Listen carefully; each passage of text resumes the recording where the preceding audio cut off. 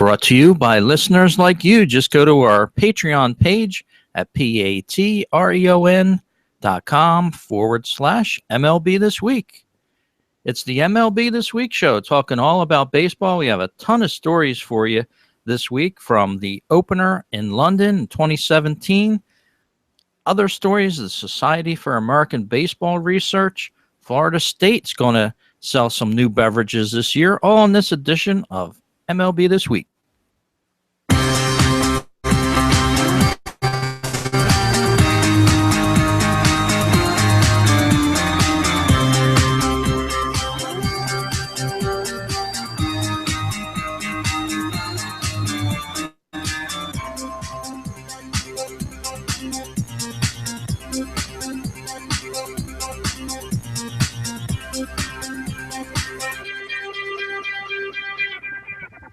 Hello, everyone, and welcome to this edition of MLB This Week. It's your weekly baseball podcast talking all about the game of baseball, and only about 14 days till spring training opens up. And Gary, I know we've been saying seems like a long time since the end of the World Series, but it's right around the corner again for us.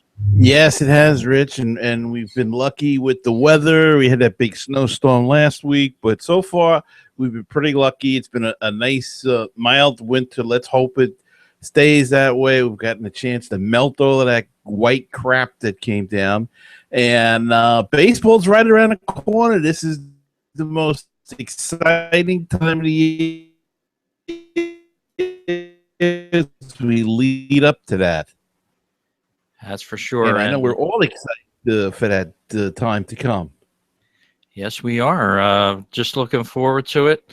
One of the best times of the year where spring training reports come up, especially when they get beamed up to our area of the woods from down in Florida when it's still cold. People are still wanting spring so badly around the Northeast here where we do the podcast out of, Gary. But next year, it seems that the MLB is talking about opening up in a foreign country, and one that's a little foggy at times. And you've got that story for us here first up. Yeah, it's going to be interesting. Baseball Commissioner Rob Manfred was talking to the Associated Press, and a lot of this was due, a lot of subjects they were covering because it was his first year in office, so it was sort of like a state of the game address. But he was speaking to the Associated Press and saying that the league is looking to play a first regular season game in London in as early as 2017. Manfred said, "We are very interested in playing there, working hard on that one. I don't think it will be an opener because of the weather issues. It would be later in the season." So not exactly opening day as the first thought, but an opening up into London is what he was saying. And baseball has been looking at the Olympic Stadium in London as a possible venue. Manfred wouldn't discuss the possibility of shifting a high-profile matchup such as the Yankees and Red Sox to England. Manfred told the AP that he courts international developments such as an agreement to stream games in China among his top accomplishments in his first year. He also said that the MLB is studying whether to raise the bottom of the strike zone from the hollow beneath the kneecap to the top of the kneecap. The strike zone extended to the top of the kneecap through the 1995 season, then was dropped to its current level. So he was talking about a bunch of different issues, but the main thing coming all of that is the game could be going international. And, you know, Rich, there are a lot of baseball fans in London and in England proper. I know there's a lot of Met fans because I have a bunch of them that listen to Mets musings, and even met one at the ballpark. He came over this year, and we met up at City Field. So there is a slowly growing, or maybe it's not so slow, but there is definitely a market in London, in England, for baseball. And though they may have to have a dome stadium, like you said, it's a little foggy and rainy there at times. Yeah, it's they're going to follow suit with the NFL, the NBA, of course, already having games in London. And I think it's a great idea. We do have a lot of listeners on the podcast, your podcast, Mets Musings, MLB This Week, Phillies Talk, the one I do on the side. We've got a lot of downloads from England, not necessarily right in London, but around the country of England. And yeah, it seems like they're pretty amiable to opening up to this game a little bit, learning a bit the way the Americans play. And yeah, I think it would be great. The teams have been unannounced so far. They've been just talking about it, but I don't think we're going to see like a Cincinnati Reds, San Diego Padres matchup over there. No, I think it's going to be a big matchup. Like they said, could be something like a rivalry matchup, Yankees and the Red Sox. I don't think it would be an intercity matchup because that wouldn't make much sense, like the Mets and the Yankees or the Cubs and the White Sox. But it'll be a matchup, maybe the Cardinals and the Cubs, something like that. But I think if he's going to do this, he's got to try to get a pulse on the teams that are popular currently in England and, go from there, see if you can work it out. The only thing is, of course, is the travel and how you're going to work that sort of thing out. It is a long flight. They are 5 hours, I believe, ahead of us. So it can be tough. And if two teams are in a pennant race and, this takes the starch out of them and they lose by a game or two because they had to make this trip, then it's hard to say it was successful or whether or not you should do it. But as you say, it should be international. They have played games in Canada, of course. There's teams that it was a team. Still is a team. Was a team that left, and they've played some games in Mexico. So now the time is to go to Europe, I guess. So I thought at first they may take a look at South America, but it seems they want to go for the European crowd. Yeah, and the idea would probably be to play a series there. I doubt they would want to just play one solitary game. Why not make it a 3-game series and really open it up to the country there, allow as many people as possible to get in to see the game, have it broadcast over there, give it a little focus, not just a single game. I think they'd be missing out if they didn't go for the series over there. Yeah, no, I'm sure it would be a series. It wouldn't make sense. It's not like football where they play once a week and they can fly a team over and play a game and fly them back. They're playing almost every day. So it would have to be a series or two. But I don't know. Maybe they should consider in the off season a barnstorming tour. But again, their weather is fairly close to ours in the Northeast, I would say. So, it's a tough thing, but I'm sure they'll work it out. And I would expect it to be more in July or something like that. And maybe the first series back after the All-Star break would be a good choice because they could get over there a couple of days over, maybe extend those two teams give them a couple more days off and give them a couple of days when on the other end of it. Something along that line would work. Maybe have them fly over there, and then when they come back, they play each other here at one of the teams and give them that extra rest that way. But I'm sure they'll work it out. And look, the world is getting smaller. It's getting everything is going international. It's just a shame that they didn't have the supersonic jet anymore because that was like 3 hours back and forth. And funny how we haven't been able to come up with any technology since they shut that down. And that was 30 years ago they were running that thing. And it just seems strange that nobody's come up with any technology to go that fast again and to cut down that trip.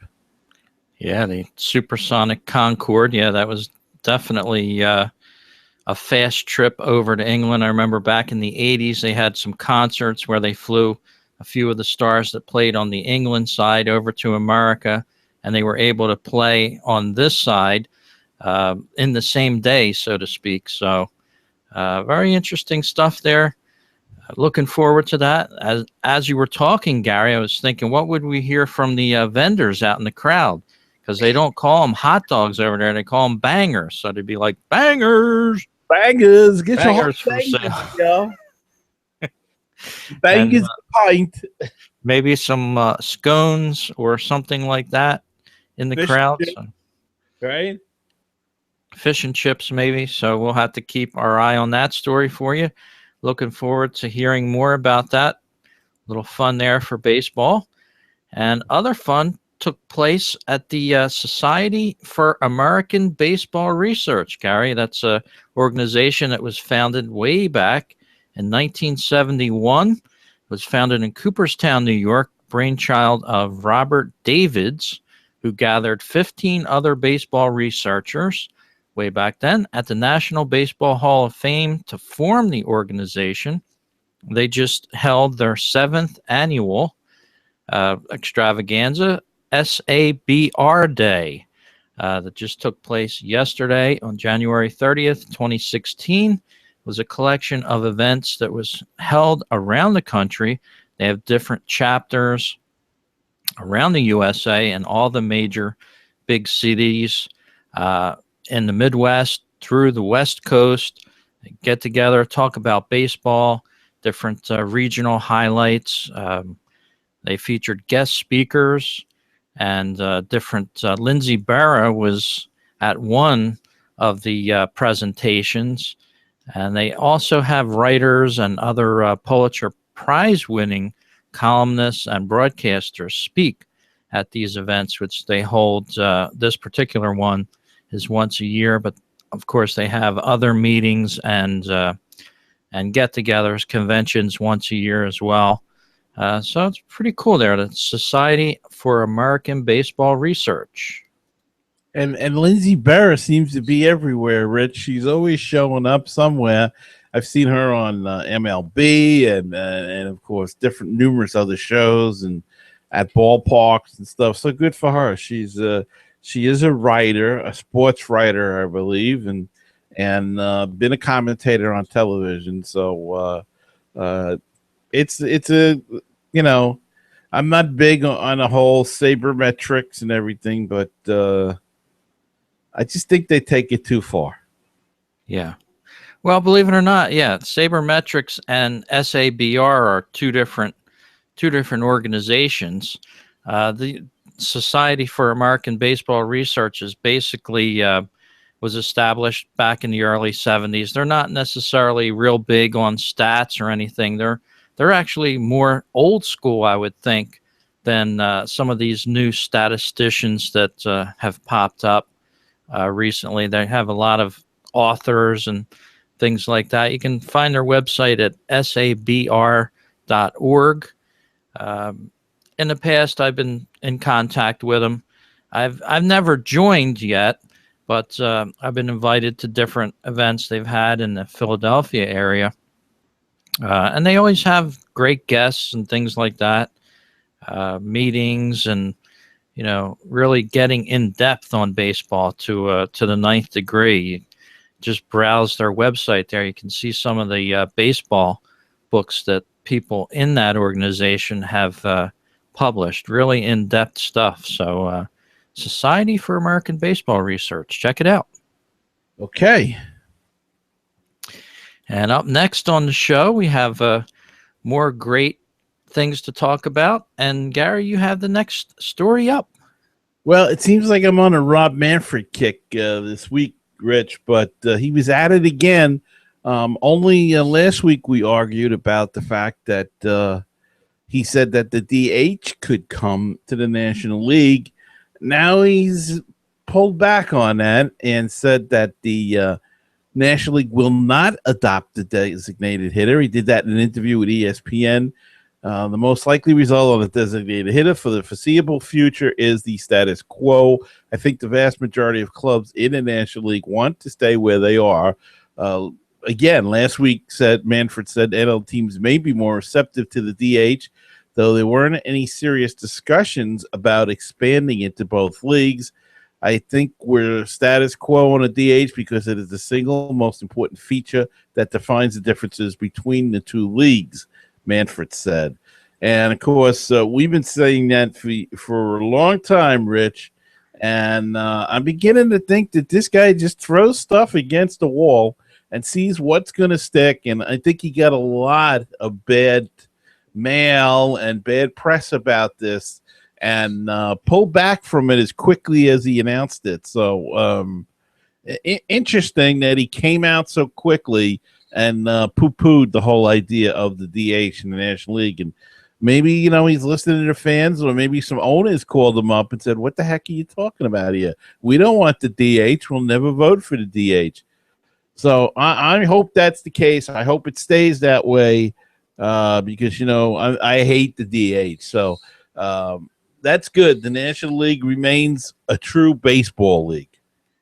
Yeah, and Clayton Kershaw was in the press in the past week, also speaking against the National League having a designated hitter. He was asked about it, and he said, baseball is a two-sided game, defense and offense. He likes to play on both sides of the field in offense and, of course, pitching. And he claims that at one point or another that most players didn't really start off as pitchers necessarily. So they should be used to batting coming up through the little leagues and into college, high school, that sort of stuff, and into the minors as well. So, yeah, we have some support there. Clayton Kershaw, one of the big names, probably one of the biggest pitchers in the National League right now, against that. So, with any luck. Sorry to interrupt you, Rich, but he's 100% correct that only recently has it changed. Usually the best athlete is usually the shortstop on a team, and then they've also pitched. But years ago, it used to be the guy that couldn't hit. You'd stick him in his pitcher if he could throw it all and get the ball over the plate. That's changed a little bit, but still, the best athlete on any team always seemed to be the shortstop because it was the main position. You had to have quickness. You had to be able to hit. You had to be able to field. And a lot of times, a lot of these ex-pitchers, if you ask them what they played in Little League or in high school ball, a lot of them will tell you they were a shortstop and a pitcher. They want to play. They don't want that. Even Adam Wainwright, who got hurt, and people were using him as an example, he said he does not want the DH in the league. He likes being able to hit. It makes him feel more like a complete ball player. And I know people who say, well, it's a position now, the DH. But it's like a bogus position. It's like the midfielder in softball. It's like really not a position. And if you want to do that, so then where do we go? Do we go to an offensive and a defensive team then where guys never hit? Just you have 9 offensive brutes that can hit the ball and 9 guys that have super gloves, and that's like football? I don't think we want to see that. So the game has always been played both ways. You've had good and bad. You had Ted Williams, a fantastic hitter, couldn't care less about fielding, but yet he had to go out there and make the plays. And that's where, if you have a good outfielder, it kind of takes away from the game because you have to play a guy. It's like when Boston comes to a National League park and, Ortiz can't play. Well, tough. Then let him play first base. Get his fat ass on the field and play first base. They're the ones that they keep saying, Ortiz, Ortiz, Ortiz. That's why we're keeping a DH hitter so David Ortiz can retire. Let him take his fat PED butt and put on a first baseman's glove and go out there and play. And if he can't play it, then retire. We lost Mickey Mantle and those kind of guys. They had their careers came to an end because they couldn't run, they couldn't play anymore. And people say, well, you could have saw Mickey Mantle another 2 years. He had a designated hitter. For what, though? Do I want to see that man embarrass himself for 2 more years? because he could just hit and he couldn't run anymore. I mean, it's ridiculous. And I get more adamant about this law. I think it's a stupid rule, and the statistics, which I don't like, but they show in this case, I like them when they're in my favor. The offense is not that much higher, so it has really no purpose at this point. Except, like you said, to give these aging stars that may not be in the best shape a job. You know, still they can swing a bat, stand there and swing a bat. But yeah, we'll have to see where that goes. Of course, as you said initially, I think Manfred tried to throw something at a wall and make it stick, and ended up bouncing back at him on that one because, as you said, a lot of the owners and people probably said that nobody's talking about this except you, you know. Yeah, exactly. Everybody else is against it. I mean, you see that the on Facebook and everything, people don't want it. National League fans don't want it. And I think they're trying to, rebuild after the last strike. They're still not where they want to be. But the game is popular again, and they're selling tickets. They're making money. Why would you want to threaten that by adding this stupid rule when a lot of people don't? I don't think I would go to a game. I really don't, because I mean, I would watch on television because it's the Mets, but man, I put on an American League game and I'm asleep in 20 minutes because it's just constant batting. There's no break in the order. You don't know who's leading off. You don't know who's hitting what. There's no strategy involved because it's just, this guy could just hit the ball out of the ballpark. I mean, it's terrible. It's just awful. And I dread when the Mets go to an American League ball. That's the other thing I get. Get rid of that stupid interleague play as well. That's two of our pet peeves so far, as listeners that listen to our show generally know. Another pet peeve, I just ran through this article this afternoon, reading a little stories about the show here, Gary, and price of success. The Dodgers out there in LA, they're fielding these $300 million teams the last couple of years.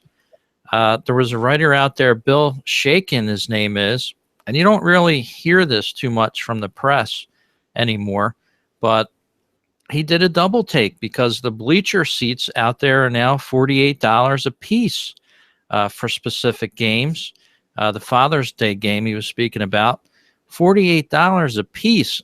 Last year they were $35. 2 years ago they were $30, the same seat, and that's the price of success that some of these teams that have went out, spent a lot of money, and now have to recoup some of that money and keep the money flow coming, so to speak. You don't hear too much complaints coming from the press. You may hear it from a few fans here and there outside of the game occasionally, but the article has the Dodgers risked a family market? Has it taken itself out of pricing to the family now? And I think the answer is unequivocally yes.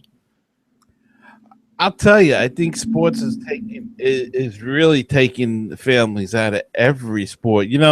We have in New York here, the New York Islanders used to play on Long Island. They moved to Brooklyn this past season, and to me, it's a disaster. It really is. The place is not. Now, I don't know who in their right mind would build a brand new arena, but build it for basketball. It's a multi-purpose arena. Why would you build the seats, though, for basketball when you have concerts there? And don't you have ice shows and Disney on Ice and everything? And they have more obstructed views.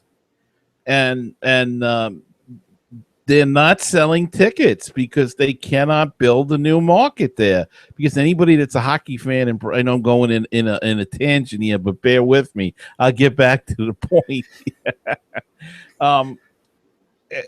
But you can't do that. And they keep saying, well, the suites are selling very well. but they're selling for one night the suites. And they say, well, I don't, the prices aren't, they're about the ticket prices are the same price. But what they don't say, and it's easier to get from Manhattan if you work from Manhattan, but what they miss out on, and this is the people that run these parks and these arenas and the teams, what they're not missing is a guy with 3 kids can't take his kid to the game anymore. If he works in Manhattan, he's got to travel all the way home. And then we used to go to the Coliseum. He'd hop in his car, pay $20 for parking. Now he's paying $20 a piece per kid for the train to get back into Brooklyn. And then so you're talking about, even if your tickets were $50 a piece and $200 for a family of 4. And out here it was $220 for that game. There it's going to be $280 or $300. So they don't think about these things. And we're talking about the Dodgers are talking about bleacher seats. I mean, we used to pay $1.25, 75 cents in Yankee Stadium. What the heck are they going for? And I mean, you're far away. And they're charging $48 a seat. Will they pay? But if they sell out, they'll say, well, we're selling out. Doesn't matter. People got the money. They want to come to the game. But, yeah. I mean, let's face it. What successes has the Dodgers had in the playoffs recently? Not very. They've made them, but they haven't lasted very long. So I don't know. These teams have got to get a grip on this spending. They've got to get a grip on these prices because they're losing. When I was a kid, we'd hop on a subway and go, and it was $1.35 to sit in the top of Shea Stadium, and I'm talking about in the late '60s, and even then, it was the whole upper deck. If you got there early enough, you could sit in the first row of general admission. The whole upper deck was general admission except for below the walkway, which were reserved seats. But then there was, you'd have your rows of reserved seats. Then there was a walkway, and then everything up was general admission. And then they got from row J or something to the top was general admission, and the others were all reserved. And then they charge you 4 times the prices. But they're going to lose the kids and the families because, families may still go to a game, but instead of going to 3 or 4 games a year, they'll go to 1 game a year and blow their budget on that 1 game because they want to see their Phillies or their Mets. And I don't know. I look for the bargains. I went twice on McDonald's tickets last year. You buy one, you got the second one half price or something. I went to a game because they were running a special when they were on the West Coast. If they counted the strikeouts that the pitchers did while they were on a strike, the West Coast, and that was the percentage they were going to take off of your ticket price. That's how I went to a game, and I'll continue to try to do that. Yeah, and like I said, these new teams that have success, the Dodgers haven't had the success that the Mets have last year, but they have the success of bringing these big name players to the ballpark, spending a lot of money. So I guess they feel they should charge a lot of money for a game. So we're going to have to see where this goes. Segueing into my story I was going to initially talk with, Tim Lincecum was a San Francisco Giant for the last several years, and there's a chance he may not be a Giant this year. The former owner of MySpace.com, of course, probably nobody remembers MySpace anymore, but the guy's name's Tom Anderson. He made a cool $500 million on selling that to the company that is Fox. And now he's offering to pay Tim Lincecum's salary if he would stay in San Francisco, or offering a portion of his salary, possibly. Interesting story that actually appeared in the New York press, over the last week since the story broke. The guy went on a rampage about fans, even rich fans, he said, offering to pay a player's contract is absurd. Team owners are obscenely wealthy and don't need any more handouts from people in the seats who are already getting robbed at the ticket office, team store, and concession stands. So that was a article from Bernie Augustine in the New York Daily News about this, with Tom Anderson offering to pay up some of the salary to keep Tim Lincecum in San Francisco. So yeah, baseball getting a little strange with the salaries and also the ticket prices. So why didn't he just hire him then? Yeah, I mean, it doesn't seem like anybody wants him, which is very strange. But so why don't he just hire him? Yeah, you would think with all that cash. By the way, Tom Anderson is retired. He travels the world and just brings his camera around. He calls himself a photographer now. Of course, yeah, when you get $500 million for the company you started, you can do those kind of things. But yeah, as you said, he could probably hire Lincecum on his own.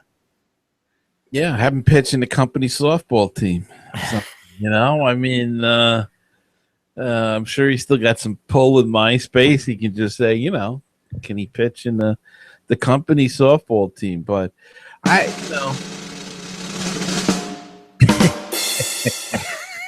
it's kind of a crazy idea if you think about it. And but if you do think about it, we pay for the salaries now with our ticket prices and such. So though a lot of people would argue and say no, a lot of that is paid for by the TV money now. But Rich, I'm either getting old or something, but I think the whole world's crazy now. I guess that comes with age, maybe. I don't know, or we might have a point. Well, coming up in the spring is baseball, of course, but as well, that means some new fashions for some of these baseball teams, and you have the next story up on MLB This Week. Well, Rich, Major League Baseball, along with their authentic collection partners, Majestic and New Era, unveiled a new on-the-field look Thursday that includes lighter weight uniforms and many new cap designs, specially marked balls, and other on-field elements. The jerseys are part of Majestic's new flex-based uniform system, a design developed through insights from Major League players, innovative fabric technologies, and extensive wear testing over the past 2 years. The new flex-based uniforms feature a new lighter weight twill technology and mesh panels on the sides of the jerseys that reduce the overall weight of jerseys by 10 to 20% and enhance freedom of movement, which is significant to players. And the primary logos of each spring training league, which includes highway like road sign with state initials, are located on both the caps and the jerseys. On the caps, the patches of these logos are on the left side, and while the right side features an embossed American League or National League logo. All jerseys will include the state logo patch on one of the sleeves. And if you're watching the video and you look, I'm showing a picture of some of the caps, the different design, and you'll see on the left side or the right side as you're looking at it, you'll see those highway signs, reminiscent of highway signs, and they will say FL for Florida or AZ for Arizona, depending upon what state, what area that the teams spring train in. And it's great, it's cool. I think it's another money grab. It's something to make people go out and go, I gotta have those spring training hats more than anything. The jerseys, I could see, have some innovative technology in it. They want to make it lighter and everything. Could you imagine what Babe Ruth and those guys are thinking? I mean, they played in 90-degree heat in wool uniforms, and now we've got all this technology to make these uniforms stronger and lighter than ever. make it more comfortable for the movement of the players.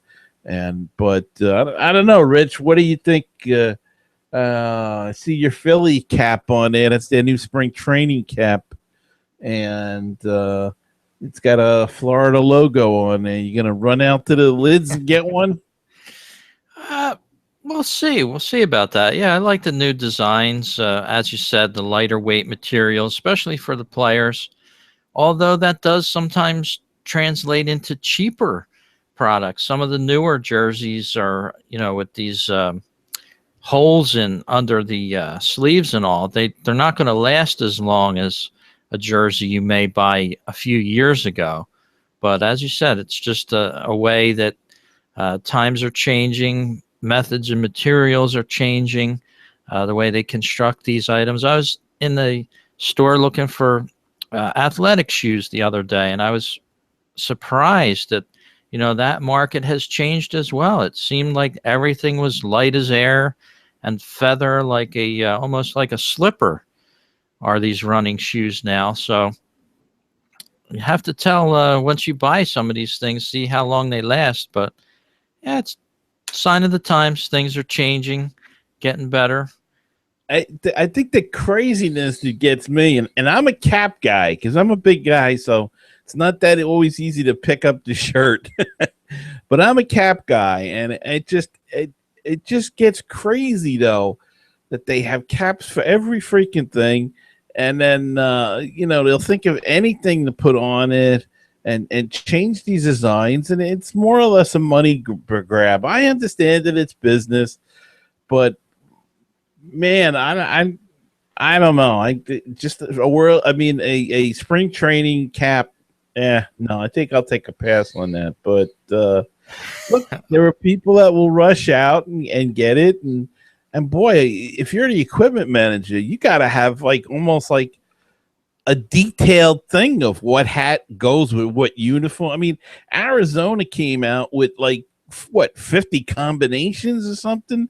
I mean, I was reading that article and I was getting confused with they're going to wear this jersey on this day and this one on that day and this one on special occasions. And don't forget, there's a hat that goes with, I mean, they got 10 hats or something, that team, and 15 jerseys. And it is I don't know, designs running to it. I didn't really care for it.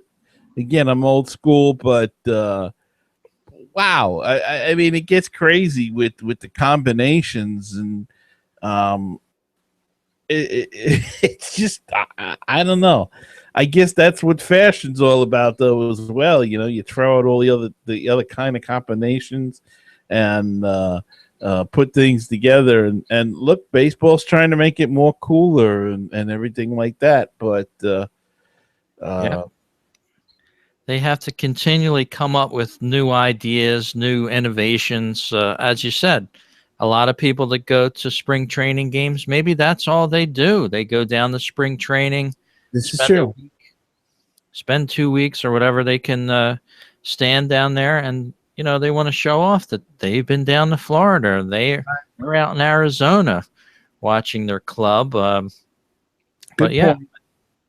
I think we'll probably get a hat if it's at the half price department there at Lids. Well, you're listening to MLB This Week, the independent podcast talking all about baseball, not sponsored by the MLB or any baseball team.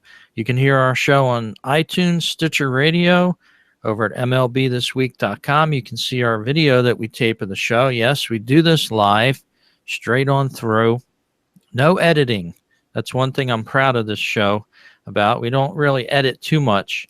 We generally go right on through with the show. So you can check out the video on our YouTube page, which is also posted on MLB This Week.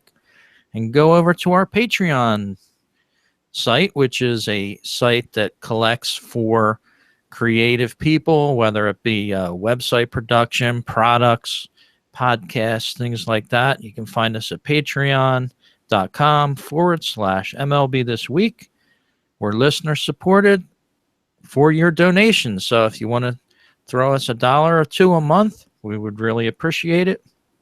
And hey, maybe we'll even throw it towards getting an MLB cap if that's what you want us to do on the show. Well, Rich, I don't know. I may want to pick up a Florida University cap, Dad. Now they're going to make things a little bit interesting at their ball games. Yeah, the Florida State Seminoles this season, and I found this to be amazing. They average 4,000 in attendance per game down there in Florida. They're going to be selling beer this year down there in Florida at $7 per beer. You're going to be limited to 3 servings per individual during a game, or up to 4 servings during double headers. How are they gonna be able to, excuse me, but how are they going to be able to tell that? Believe it or not, when you purchase a beer, they're going to be giving you an identifier for how many beers you have consumed. Now, Wow. I don't know if you'd be able to go back and say, well, this is my first one. I need a new identifier. I'm not quite sure how that will work, but they expect to keep track of beer sales using some sort of identifier that will identify how many purchases each patron has made. Now, maybe that's something to do with camera technology. I am not sure. I have not identified what kind of identifier they're using for this, and it could very well be maybe something on the lines of either camera or a thumbprint or a fingerprint, possibly. Not quite sure. Did not get that end of the story, but yeah, this is going to be a new thing for college baseball, selling beer now. So you got to take a couple of friends that don't drink and can buy you the beers. Yeah. And then you can get away with getting more than 3. Yeah, evidently baseball, big business down there. Of course, they're in the NCAA down there, so they do get some quality baseball games being played down there in Florida. So very interesting story there, but college seems like it's trying to move up closer to the pros. And boy, 4,000 fans a game, that's more than some teams in the New York Penn League draw. That's impressive.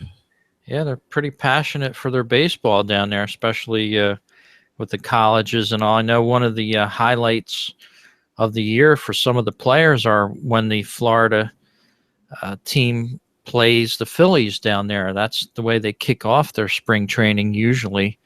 Do the Phillies. They play the college team one of the first games of the year down there before they start their spring training schedule. So going to be interesting. But you have another story up here about the Caribbean series starting later this week. Yeah, some of the biggest names in baseball will converge on the field at Estado Quisqueya. I probably killed that. In Santo Domingo, Dominican Republic, as the 2016 Caribbean Series tournament will be played in honor of Hall of Fame pitcher Juan Marichal and include its first home run derby, which is expected to be a star-studded event. Seattle's Robertson Cano, Boston's David Ortiz, there's that name again, Detroit's Miguel Cabrera, former major leaguer Vladimir Guerrero, and Cuban slugger Alfredo Despagne are slated to participate pending club approval. Marichal will throw out the ceremonial first pitch Monday to kick off the 7-day tournament. The home run derby is scheduled for Wednesday night in between games.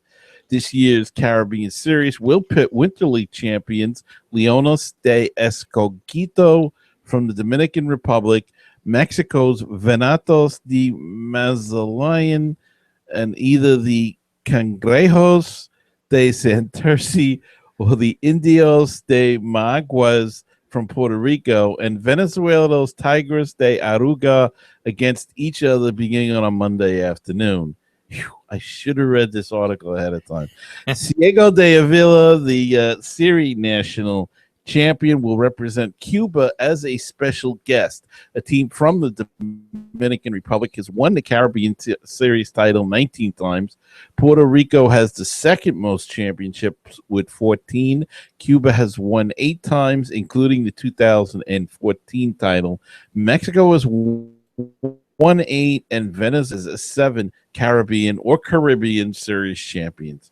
So the reason we mention it is because there are a lot of pros that play down there in the Winter League early in their career, and it's a big thing down there. It's hugely popular, and so I thought I'd give it a mention right here on our little show. Very cool. It doesn't get too much press here. First time I'm hearing of it, actually. So yeah, very cool. And I do apologize if I butchered the names. I'm a New Yorker, and we have a habit of butchering names. So. Well, we want to invite you over to baseballtalkradio.com. You can listen to all the baseball talk you can stand. Over 30 shows there right now. Anyone from the Atlanta Braves on over to Japan, Brewtown Sports, Bird's Eye View, a Baltimore Orioles podcast. Of course, Gary's Mets Musings is over there. And also starting up when the New York Penn League starts, as he was talking about earlier, the Brooklyn Cyclones. Gary's Cyclones Fevercast is there as well as a dozen other great podcasts talking all about baseball. Just tune in to baseballtalkradio.com. You'll also see baseballpodcast.net. It's one in the same station or website. You can listen to a 24-hour, 7-day-a-week radio feed there with constant content coming your way. And we'd like to invite you over to check out Baseball Talk Radio. Another great show over there, Baseball PhD, emanates out of the Midwest. They're getting a PhD in life through baseball. They put together a great show every year and every month that they do a show out there. So check it out. We got a brand new couple shows there. Hall of Very Good is a podcast. That's a good show. Also, Toronto Blue Jays just added a podcast called Jay's Nest Podcast over there. So check it out. BaseballTalkRadio.com. All the news you can stand and shows you can stand about baseball. Gary, you got a story about an Olympian. Yes, a baseball Olympian. Chances are none of us who are listening to the show have ever heard of him. He was one of America's first baseball Olympians, and unfortunately, he's largely forgotten by history. He lies in an unmarked grave in Boston.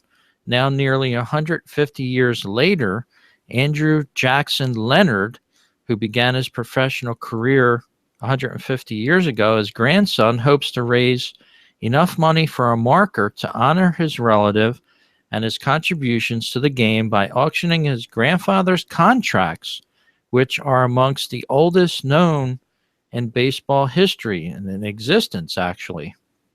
The 82-year-old grandson is named Charles McCarty, who's a Boston native. He's now retired and living in South Carolina. He is auctioning off a couple contracts, and number one is a contract that Leonard signed back in 1871 to play for the Washington Olympics. That is perhaps one of the most historic artifacts in the collection. He actually was paid from the U.S. Treasury Department on letterhead saying that he was an employee of the Treasury for $720 for a one-year contract to be a department messenger. People claim that he never did any work for the U.S. Treasury, and it was a bogus type of contract. So very interesting that amateurs there were getting paid possibly for a no-show job. It's sort of like a sketchy type of contract that'll be coming up for sale, but these could fetch up to $100,000 at auction. It's coming up on February 20th. Mr. Leonard was one of the best baseball players around at the time. He played for 7 seasons with the Boston Red Stockings, helped them win 6 pennants in those years. And just a fabulous story about somebody that unfortunately time and history has forgotten about, as he now lays in an unmarked grave in the Boston area. So even in those days, there was nobody working in Washington, and the trend continues. The trend continues. Yes. It's a great job if you can get it. That's it. Well, moving on with the program, we have our last story of the show, one of my favorite all-time broadcasters of baseball, and he's going to get something special for him, Gary. Yeah, last week, the Los Angeles City Council voted unanimously to rename the road leading to Dodger Stadium as Vin Scully Avenue in honor of the iconic Dodgers broadcaster, who is beginning his 67th and final season at the mic. 67 years, Rich. Councilman Gil Cedillo made the motion to rename Elysian Park Avenue for Scully. There will be a 30-day period for public comment. Then the council will have a second vote to enact the ordinance. I am overwhelmed, Scully said. I was raised in the streets of New York, and to have a street named after me in Los Angeles is almost too much to comprehend. I am eternally grateful to the Los Angeles City Council and especially Councilman Cedillo. A path to Dodger Stadium is a pathway to my heart. For 55 years, it has been an honor to walk that road to one of the greatest entertainment centers in the world, a place that has brought so much joy to all of us. I thank God for this great honor. He didn't mention anything about the $48 bleacher seats, but Vince Scully to get that road named after him, and I don't think there'll be a problem getting that passed. And 67 years, Rich. Of course, he started here in New York and was with the Brooklyn Dodgers, and then went out to California and has been there ever since. And, you know, carved out quite a career, Rich. He's been in television shows and, you know, game shows and did football and all kinds of sports. So Vince Scully, known specifically as a voice of the Dodgers, will get the road outside named for him. That's very cool. Of course, Scully, 88 years of age, 67 years. What a career. Don't think I've heard of too many people having the same job for 67 years, but they got to make it 88 for.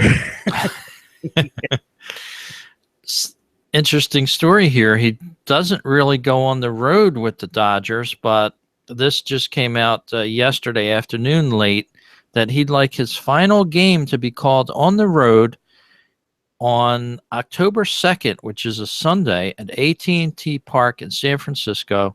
So that's going to be a hot ticket. San Francisco, October 2nd. Yeah, I think there'll be a lot of fans after that ticket. I'll tell you what they should do, too, is the Mets should look into bringing them back to the Brooklyn Cyclones. Could you imagine how crazy that would be? It's either next year or the year after. They bring him back to call one game at the Brooklyn Cyclones, and he can like retire again as an announcer, but in where he got his start. That would be nuts. But that's my idea. Who knows? That would be a great idea. See if you can pitch that to the Cyclones, maybe. Maybe I will. Maybe I'll try that. Well, we thank you for tuning in to this show of MLB This Week, the independent podcast talking all about baseball. Gary, you have a great week, and we're inching closer and closer towards the start of spring training 2016. Certainly getting there, Rich. Before you know it, we'll be talking about pitches and catches and other niceties. Yes, indeed. Well, have a great week, everyone. We'll talk to you next show.